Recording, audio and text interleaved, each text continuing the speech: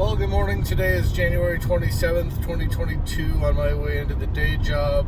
Last night I had some secondary work for the primary job and made what I would have made doing the night work. So I stopped by over at Fabio's shop to check the status on the engine that was supposed to have been there Monday or Tuesday. And of course, I saw the old engine still outside, so I'm really kind of questioning as to whether or not that took place yesterday as promised. I know Fabio's going through some challenges himself, managing his business, moving out of the shop. His father, I guess, took a tumble and had some back surgery earlier in the week. And so Fabio had left. The shop, looked like it was locked up. I don't know if Ira was there or not. All the doors were shut, and like I said, the engine was outside, and I thought that had to be turned in for a core in order to reduce our fee. So not quite sure what's going on there. Not hearing back from Fabio. He just thanked me for asking about his dad and then left me in the lurch again. So, I'm done. I'm tired of chasing this and trying to kick the can down. I guess it'll get done when it gets done. I'm still going to send Fabio the Darren Daily text messages that I get every morning and watch on the way into work before doing this video, but it's like kicking a rock. It doesn't go anywhere, and it's painful and it hurts. And so I guess I'm again with a second vehicle, just like the Monte Carlo. We're in almost the same state as the Monte Carlo. We've got an engine out of the Monte Carlo, and that's sitting in the garage, and now I've got a Dodge Grand Caravan with the engine out and sitting inside Fabio's storage yard. So I did get some good rest last night. I did go to bed early and got some good sleep, and so hopefully today will be more productive than other days, and we're just going to continue to progress on our projects. And yesterday I did finish watching all of Bob Joyner's YouTube channel and found probably 3 or 4 more videos that I'm going to add into the Once Invested document. Those were on things like psychology and ways of tracking your progress, because if we can't track our progress, then we don't know if we're on target. If we don't know if we're on track with our investing. There has to be more winners than losers, and we don't want the losers to wipe out any of the progress that we've made from our winners. So also we have to take into consideration tax liability and whatnot. So the question is, what do we need to make, and how often do we need to win in order to overcome the potential losses in order to make progress.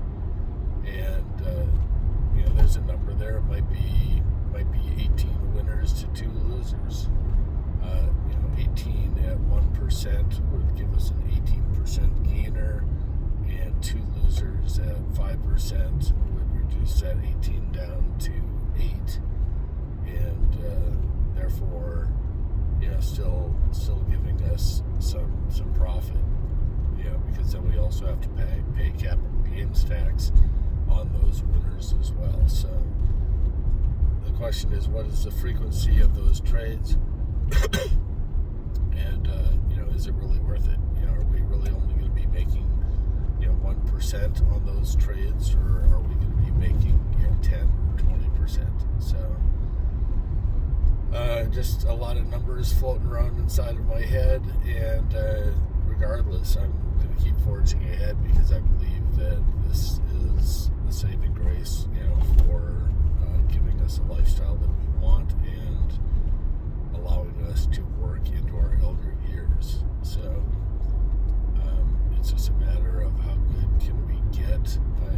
I know that we're not going to have 100% win ratio, but we really do need to get good at the technical and fundamental analysis, and then create a system that we're following and getting out of losing trades, almost immediately. And if we can reduce those losers to even a smaller amount, that would be amazing. So the question is, which of these strategies in our arsenal will produce that? So,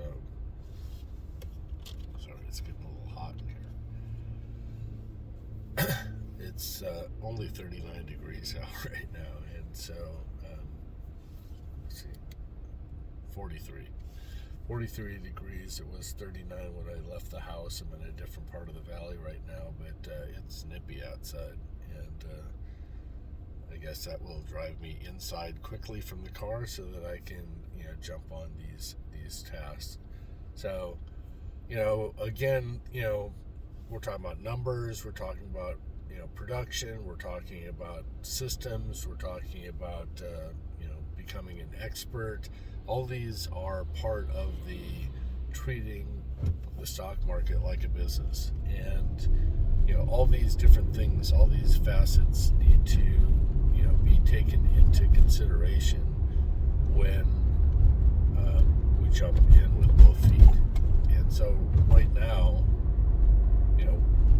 we're in the process of banking up money. Right now we're running hard during the day jobs and the night jobs, paying off debt to reduce our budget and banking up money so that at the point in time that we're in the system creation process, we can become an expert at that and tweaking this stuff, journaling what it is that we're doing so that we can track what's in our mind, what our thoughts are about these different stocks and our strategy and how we're playing it and why we're playing it and how we would get out in order to develop that system.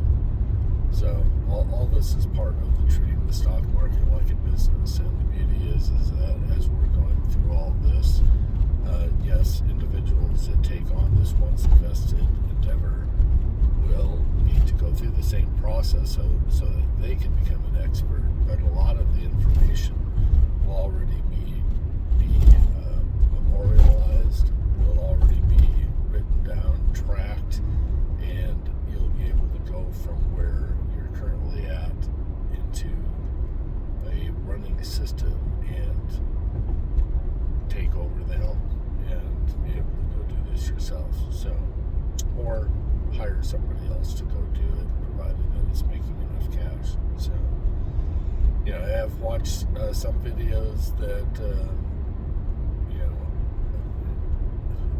advertisements, obviously, which are hitting on people's pain points, that they're not going through this whole process that I'm currently going through, and as a result they failed, and as a result advertisements and videos are saying hey, you don't have enough information and you need to tap into what it is that we're doing because we found the secret, and I'm not going to tap into that marketing. I never have tapped into that marketing.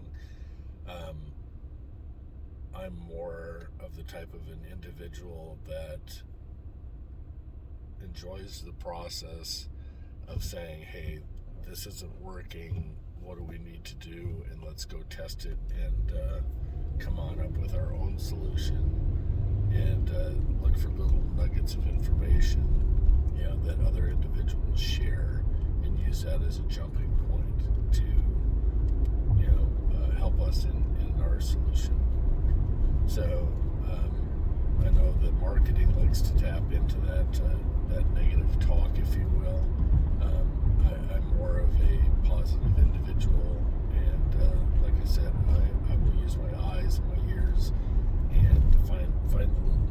habits and adapt that and bring that into our own system and reap the rewards down the road. So, all right, I'm gonna let you go. I'm on my way in the final section here, just prior to getting to work, and hopefully your day is going well. Hopefully you're staying warm in this frigid weather in the desert, and we shall talk to you again tomorrow. So, love you guys, and we will talk